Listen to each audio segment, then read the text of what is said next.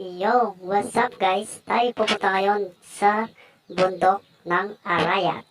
At ngayon ating binabaybay ang malawak na daan dito sa isang barangay, San Jose Malino, boundary ng Anao. At yan, epic na naman ang ating video. At ito yung naka-dok-dok na naman. Ayan po, napakalawak, napakaganda ng daan.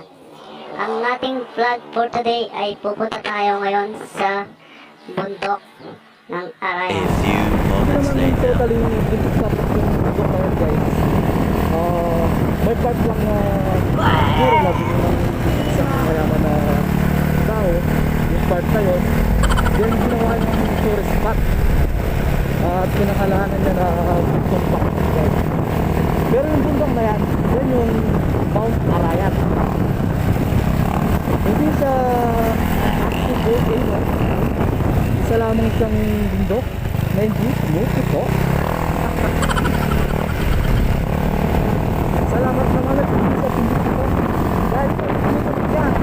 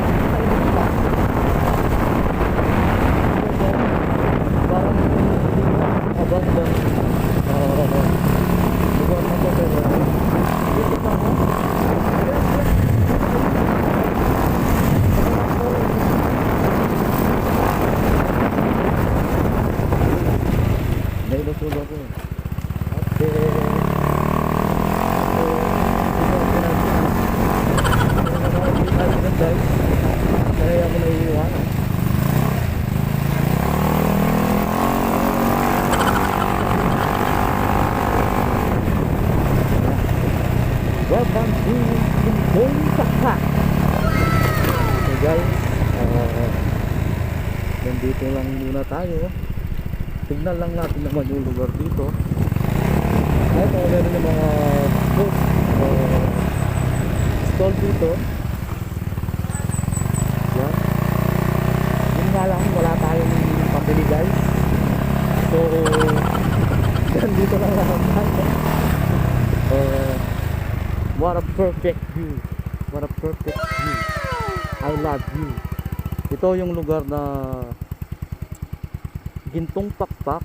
So, meron siyang dam. Kung hindi ako nagkakamali, dam sinasabi ko. Or siguro, ispan gano'n. So, yung Gintong Pakpak, yung entrance niya is doon. Then, magbabayad ka doon, then pasukin mo yan. Then, yung tuk-tuk nun, pero siyang hindi ko lang kung 200 plus na step. So magbabayad ka ng 150 pesos, tapos mag-step ka ng 200 plus, lugi ka pa. Gago! So ayan guys, ayan dam nga. So, diba? Welcome. I love Baliti Dam. Itong dam na to ay malinis at walang mga basurahan. So nagligay sila dito ng mga parang tambayan para sa mga pumapasyal dito. At napakagaling naman ng lugar na to. At naglagay sila ng mga recycle bin na yung mga recycle na anong tawag dito? Lalagyan para kahit paano yung mga basura ay mapapinabangan ng mga tao. Dito pwedeng mag-picture dito kaso sarado nga lang. Yan yung daan papunta doon sa ito na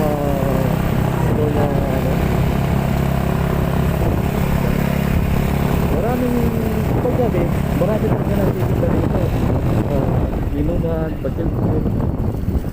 Then ito yung pwesto ng mga tsandihan. Hindi ko alam kung anong mga araw yung nagawin mga tsandihan, pero yung ano na tayo yung namin sa Antilit gabi. Dito, yan rock guys, napakagandang lugar. Dito private ano na to eh, hindi ako nagkakamali eh, resort na ito. Yan guys, namnamin natin ang kagandahan ng Gintong Pakpak guys. Ayan guys, kitang kita nyo naman guys, nakaka-relax tignan.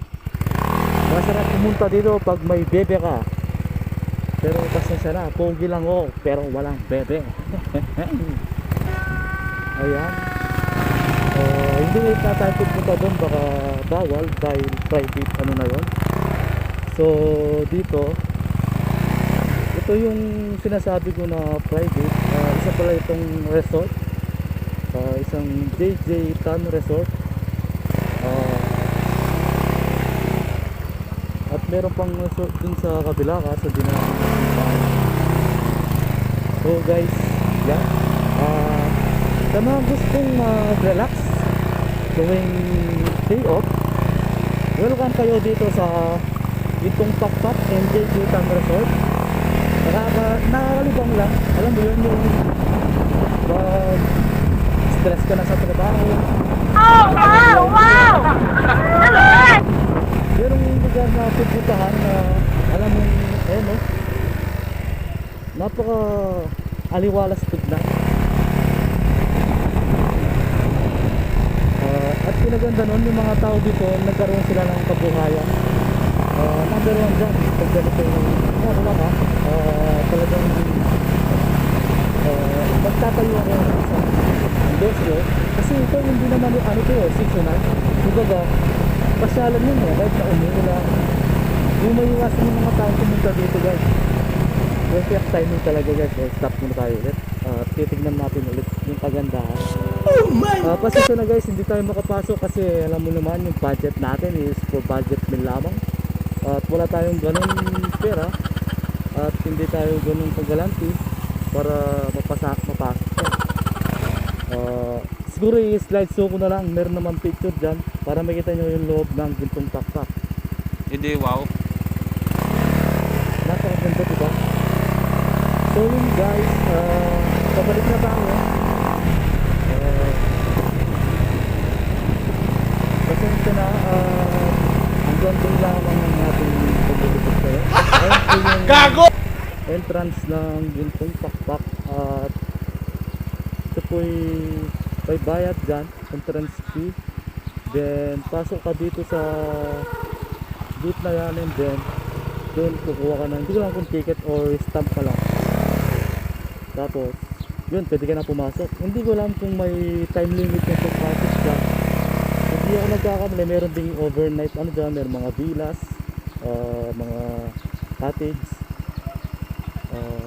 Perfect timing talaga sa mga taong gustong magano'n. So yun na lang guys, sa tayo babalik na. At dahil mainit-init na akong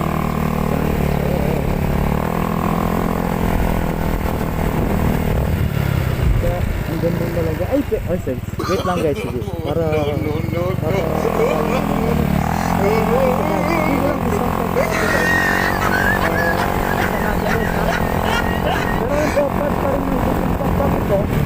sa bandang taas ito. Napakatirik ng daan guys ha. Guys, pwede itong gagawin guys ha. Yung kakasunod nyo na gano'n dito lang. Yung kakasunod nyo. Sana wala naman yung narinig mo yung guys ha. Wow guys.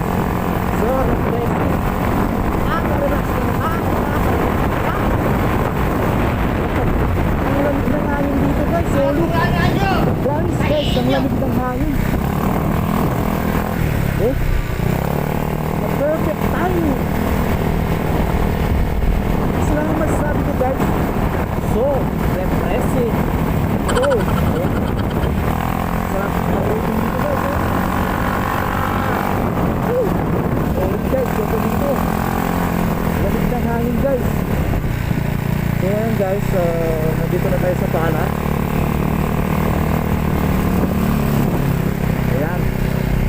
Dito, part pa rin ng ano to, ng gintong Pakpak. Kaso, hindi ka pwedeng pumasok dito dahil doon nga yung entrance nila. At ito yung isang part, di ko alam itong ano, kung cottage dito pinapart namin. So silipin natin guys. Ayan. Guys, tanaw na tanaw mo ang lugar ng Pampanga guys. Napakasarap dito guys. Perfect timing talaga. Yung punta ka dito tapos payosi-yosi lang. Oh, wow, wow! yung tubig. Naman! Tapos, bili kang kape, 3-in-1, at ayun yung baso. Napakalaki. Ilagay mo dun yung 3-in-1 na binili mo. Yan. Ang ganda guys. Wow. But God's nature. Nakaka-relax talaga. So yun guys. For today video, yun, yung paglilibot natin. At kung gusto nyo mamasyal dito, papag-i-play ko na lang dito sa aking video kung saan yung location ng Gintong Pakpak. So ngayon magpapaalam na ako guys. Maraming salamat. At kung bago pa lang kayo sa aking YouTube channel pala, sorry, just click the bell button and subscribe para naman lagi kayong updated sa aking video. And then para makita na rin, more on kasi yung mga video na ginagawa ko ay dito lang sa part ng Pampanga. Dahil solid Kapampangan tayo, basta Kapampangan, Danupan at Mayaman. Yo.